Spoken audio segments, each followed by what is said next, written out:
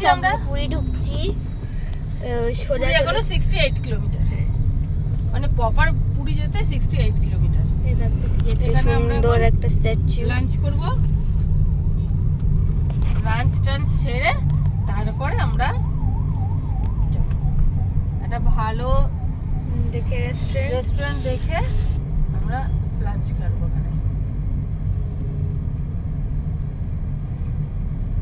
এটা ঢুকবো না বলে না চলো, কিস্তি দেখো ভিডিও সে ভিডিও করছে করি, তো বলবি তো। আমি স্কিপ করে দেবো এই জায়গাগুলো। এটা হোটেলও নয়।